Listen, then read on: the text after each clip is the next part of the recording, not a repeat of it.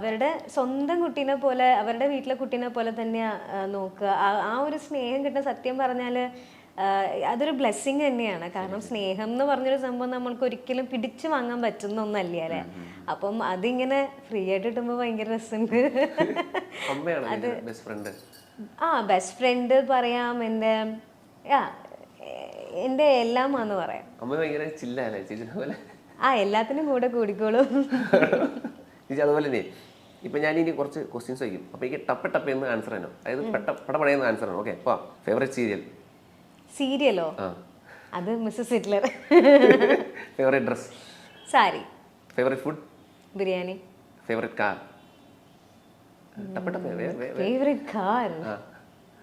Favourite car അയ്യോ automatic car. എന്തായാലും automatic car ഏതായാലും. ഡ്രൈവിംഗ് കാർ ഓടിയോ? അതില് ഞാൻ ഓട്ടോമാറ്റിക് കാർ ഏതായാലും ഇല്ല. ആണോ? അല്ല, ഇതുപോലെ ഒരു ഇൻസിഡന്റ് നടന്നില്ല ഷൂട്ടിന്റെ ഇടയ്ക്ക് വണ്ടി ഓടിക്കണേ? എനിക്ക് വണ്ടി ഓടിക്കാൻ വലിയ പ്രയാസമാണ്. ഇപ്പം മിസ്സസ് ഹിറ്റ്ലറിന്റെ ഷൂട്ടിന് തന്നെയാ. അപ്പം 2 വീലർ ഓടിക്കണം എന്ന് പറഞ്ഞു. ഇപ്പം ചെറുതിലേ തൊട്ട് എനിക്ക് ഈ സൈക്കിൾ ബാലൻസ് പോലും ഇല്ലാത്ത കൂട്ടത്തില്ല. സൈക്കിള് വീട്ടിൽ വാങ്ങിച്ചു തന്നിട്ടുണ്ടായിരുന്നെങ്കിലും ഈ സൈഡില് ബാക്കിൽ 2 വീലുള്ള സംഭവം ഇല്ലേ, ഈ ഒരു ബാലൻസിന് വേണ്ടിട്ട് വെക്കില്ലേ, അങ്ങനെയാണ് ഓടിച്ച് പരിചയമുള്ളത്.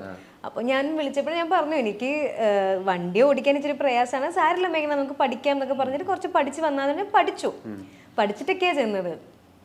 ചെന്ന് കഴിഞ്ഞപ്പോഴത്തേനും ഇങ്ങനെ ഒരു കയറ്റത്തിലേക്കായിരുന്നു വണ്ടി കയറേണ്ടത്, ഒരു കയറ്റ. അപ്പം ഇച്ചിരി കയറാൻ പ്രയാസം ഉണ്ടായിരുന്നപ്പോഴത്തേനും ചേട്ടൻ നമ്മുടെ അസോസിയേറ്റ് വന്നിട്ട് പറഞ്ഞു, മേഘ്ന അതൊന്ന് ആക്സിലേറ്റർ കൂട്ടി കൊടുത്താൽ മതി, അതങ്ങ് കയറിക്കോളൂ എന്ന് പറഞ്ഞു. ഈ കൂട്ടി കൊടുക്കണമെന്ന് പറഞ്ഞ ആളെ ഇറക്കണമെന്ന് കയറി കഴിഞ്ഞതിന് ശേഷം ഇറക്കണമെന്ന് പറഞ്ഞു തന്നില്ല. ഞാനും അതങ്ങ് വിട്ടുപോയി. അങ്ങ് വെച്ചു കൊടുത്തു. സംഭവം അങ്ങ് പറഞ്ഞ സൈഡിൽ കൂടെ ഒക്കെ ആൾക്കാർ പോവല്ലേ. എന്റെ മനസ്സെന്ന് വെച്ചാൽ നമ്മുടെ മിസ്റ്റേക്ക് കൊണ്ട് മറ്റുള്ളവർക്കും ഒന്നും സംഭവിക്കരുത് എന്നുള്ളൊരു ആ ഒരു ഇത് മാത്രമേ ഉണ്ടായിരുന്നുള്ളൂ. അങ്ങ് നേരെ പോയിട്ട് സൈഡിലേക്കൊന്നും മാറ്റിയില്ല, ഞാൻ നേരെ അങ്ങ് പിടിച്ച്. കാരണം സൈഡിൽ പോയിട്ട് ആർക്കെങ്കിലും ഒന്നും പറ്റണ്ടല്ലോ. സൈഡിൽ കൂടെ ഒക്കെ പാസിങ്ങിന് കുറേ പേര് പൊക്കോണ്ടിരിക്കണ്ടായിരുന്നു. ഫസ്റ്റത്തെ ആ ഒരു കുറച്ച് എപ്പിസോഡിന്റെ അകത്തായിരുന്നു, ആ ഒരു 4 എപ്പിസോഡിന്റെ അകത്തുള്ള ഷൂട്ടായിരുന്നു. അല്ലല്ല, ഒരു വീടിലായിരുന്നു. ആ വീട്ടിലിങ്ങനെ കേറ്റവാ. അപ്പം അന്ന് ഷൂട്ട് മാത്രം എനിക്ക് 19 പേരെങ്കിലും മിനിമം ഉണ്ടാവും. അപ്പൊ അത്രയും പേരിങ്ങനെ നടക്കുവാ സൈഡിൽ കൂടെ പാസിങ് ആയിട്ട്. അപ്പം ഞാൻ നേരെ ജിബായിരുന്നു, ജിബിലേക്ക് അങ്ങ് വെച്ച് കയറ്റി കൊടുത്തു. ഭാഗ്യത്തിന് ആ ചേട്ടൻ ജിബ് പൊക്കി, ക്യാമറയും ജിബും കൂടെ പൊക്കിയപ്പോഴത്തേനും കമ്പിയിൽ ഇടിച്ചിട്ട് തെറിച്ചിങ്ങനെ ഒറ്റ വെച്ച്. ഇല്ല, ഭാഗ്യത്തിന് വീണത് പുല്ലില്ല. പിന്നെ ചോരൊക്കെ ഉണ്ടായിരുന്നു, മുട്ടും കൈയൊക്കെ ഉറഞ്ഞു. പിന്നെ അപ്പൊ ഹോസ്പിറ്റലൊക്കെ കൊണ്ടുപോയി ഡ്രസ്സിംഗ് ഒക്കെ ചെയ്ത് വീണ്ടും തിരിച്ചു വന്നിട്ട് ആരടി സർ എന്ന് പറഞ്ഞ് വീണ്ടും നിന്നു. മൈൽസ്റ്റോണോ? മേഘ്ന സ്റ്റുഡിയോ ബോക്സ്. സ്വന്തമായിട്ട് നോ പറയേണ്ട സ്ഥലത്ത് നോ പറയണം, പറഞ്ഞിരിക്കണം. അതിൽ അവസരങ്ങൾ പോയി എന്നുള്ള എനിക്ക് റിഗ്രറ്റ്സ് ഉണ്ടായിട്ടില്ല, ഇനി ഉണ്ടാവത്തുമില്ല. അത് എൻ്റെതായിട്ടുള്ള കുറേ റൂൾസ് ആൻഡ് റെഗുലേഷൻസ് നമ്മൾക്ക് ഓരോരുത്തർക്കും ഉണ്ടാവില്ലേ. നമ്മൾക്ക് കുറച്ച് കാര്യങ്ങൾ നമ്മളുടേതായിട്ടുള്ള പോളിസീസ് ഉണ്ടാവും. അത് താണ്ടി ഒരു കോഡ് പോകുമ്പോഴത്തേനും ഞാൻ നോ പറയും. ഇല്ല, നേരത്തെ നോ പറയാൻ വലിയ ബുദ്ധിമുട്ടായിരുന്നു എനിക്ക്. കാരണം എനിക്ക് എന്താണെന്നറിയോ, ഞാൻ എന്തൊരു പൊട്ടിയാന്ന് ആലോചിക്കണേ. എനിക്ക് അവർക്ക് വിഷമാവുമെന്ന് തോന്നും. അയ്യോ, അവരെങ്ങനെ ചോദിച്ചിട്ട് നമ്മൾ നോ പറഞ്ഞു കഴിഞ്ഞാൽ അവർക്ക് വിഷമാവില്ലേ എന്ന് ഫീൽ ചെയ്യും. പക്ഷെ അങ്ങനെ പറയുന്നത് കൊണ്ട് നോ പറയാത്തത് കൊണ്ട് കുറേ പ്രശ്നങ്ങൾ വന്നിട്ടുണ്ട്. ഓക്കെ, നമ്മൾ അത് വിചാരിച്ചിട്ടാണ് കുഴപ്പമില്ല അങ്ങനെ ഇങ്ങനെ വിചാരിക്കും. പക്ഷെ അത് പ്രശ്നങ്ങൾ വരത്തേ ഉള്ളൂ. ബെറ്റർ നോ പറയാം. അതിപ്പോ ഓപ്പോസിറ്റ് ആൾക്ക് വിഷമാവണേ നമ്മൾക്ക് തന്നെ അത് ബുദ്ധിമുട്ടാവും. പിന്നീട് എന്ത് വിചാരിക്കുന്നു, ഞാൻ എന്ത് വിചാരിക്കുന്നു എന്നല്ല ചിന്തിക്കുക, അയ്യോ അവർക്ക് വിഷമായാലോ എന്ന് ചിന്തിച്ചിട്ടാണ് ഞാൻ നോ പറയാൻ മടിച്ചിട്ടുള്ളത്. പക്ഷെ ഇപ്പൊ അങ്ങനെയില്ല. ഇപ്പൊ നോ പറയാൻ ഡബിൾ ഇല്ല, ഞാൻ 10 വട്ടം നോ പറയും. ഞാൻ വേറെ ലെവലാണെന്ന് സ്വയം തോന്നിയ നിമിഷങ്ങൾ ലൈഫിൽ ഉണ്ടായിട്ടുണ്ട്? ഒരിക്കലും തോന്നിയിട്ടില്ല. ഇത്രയും സീരിയലൊക്കെ അഭിനയിച്ചല്ലേ, വേറെ ലെവലോ? അയ്യോ, ഞാനൊരു സാധാരണ ഒരു പെൺകുട്ടിയാ.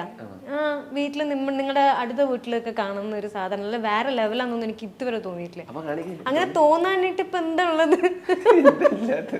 ഇല്ലില്ല, വേറെ ലെവലൊന്നും, സാധാരണ ഒരു പെൺകുട്ടിയാണ്. ഒരു പെൺകുട്ടിയുടെ എല്ലാ ആഗ്രഹങ്ങളും എല്ലാ സന്തോഷങ്ങളും എല്ലാ ഫീലിങ്സും അടങ്ങുന്ന ഒരു പെൺകുട്ടി, അത്രേ ഉള്ളൂ. കൂടെ ഉള്ളവർ ഓരോ മുട അയ്യോ ഞാൻ കാണിച്ചില്ല. ചെയ്യട്ടെ. കൂടെ ഉള്ളവർ ഓരോ മുട കാണിച്ചതിന്റെ പേരിൽ അനാവശ്യ കുഴപ്പത്തിൽ ചെന്ന് ചാടിയിട്ടുണ്ട്. ഉണ്ട്. എന്ത്? കൂടെ ഉള്ളവരെ ഓരോ മുട കാണിച്ചതിന്റെ പേരിൽ അനാവശ്യ കുഴപ്പങ്ങളിൽ ചെന്ന് ചാടിയിട്ടുണ്ടോ? ഇല്ലേ? ഇല്ല. ആരെങ്കിലും കാരണം? ഇല്ല. ഇല്ല. ഇല്ല. അടുത്ത് ഞാനല്ലെങ്കിൽ ആരുടെ അമ്മ കൂടെ ഉണ്ടാവാറുണ്ട്. വേറെ അമ്മ പ്രത്യേകിച്ച് കുഴപ്പങ്ങളൊന്നും ഉണ്ടായിട്ടില്ല. അമ്മേനെയാണോ ഉദ്ദേശിച്ചത്? അമ്മ അങ്ങനെ കുഴപ്പക്കാരിയൊന്നുമല്ല. ഇപ്പോഴും അമ്മ ഇവിടെ ഇവിടെ അമ്മ അങ്ങനെ കുഴപ്പക്കാരിയൊന്നുമില്ല. അമ്മ കാരണം പ്രശ്നങ്ങളൊന്നും ഉണ്ടായിട്ടില്ല.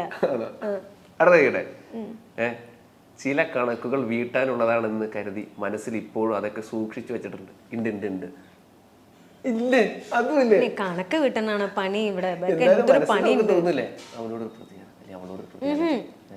ഞാനങ്ങനെ പ്രതികാരം വീട്ടുക അങ്ങനെയൊന്നുമില്ല. ഇല്ല. ഐ ഓൾവേസ് ബിലീവ് ഇൻ കർമ്മ. കർമ്മ എന്നുള്ളൊരു സംഭവം ഉണ്ട്. നമുക്കത് എന്താ പറയാ, അങ്ങനെ പ്രതികാരം വീട്ടുക, നമുക്ക് നമ്മളുടെ സന്തോഷത്തിന്റെ പുറകെ പോവുക, അത്രേ ഉള്ളൂ. അല്ലാതെ അവിടെ പോയിട്ട് പ്രതികാരം വീട്ടണം. എനിക്ക് ഒരാളെ ഇഷ്ടമല്ലെങ്കിൽ ലൈക്ക് ഞാൻ മാക്സിമം അവോയ്ഡ് ചെയ്യും, അത്രേ ഉള്ളൂ. ഇങ്ങനെ പറയാ, ഞാൻ ആ നമ്മളുടെ വേൾഡിൽ അവരില്ലാത്ത രീതിയിൽ ഞാൻ പിന്നെ ആ ഫേസേ കാണൂല. ഇല്ല, ഞാൻ എൻ്റെതായിട്ടുള്ള സന്തോഷത്തിൽ അല്ലെങ്കിൽ എനിക്ക് നമ്മൾക്ക് ഒരുപാട് കാര്യങ്ങൾ ചെയ്യാനില്ലേ, ചുമ്മാ റിവെഞ്ചിന്റെ പുറകിലൊക്കെ പോയി കഴിഞ്ഞ് കഴിഞ്ഞാൽ. ബട്ട് കർമ്മ എന്ന് പറഞ്ഞൊരു സംഭവം ഉണ്ട്. നമ്മൾ എന്താണോ ചെയ്യുന്നത് തിരിച്ച് നമുക്ക് എപ്പോഴായാലും നമുക്ക് കിട്ടിയിരിക്കും. ഐ ഓൾവേസ് ബിലീവ് ഇൻ കർമ്മ. ഓക്കെ.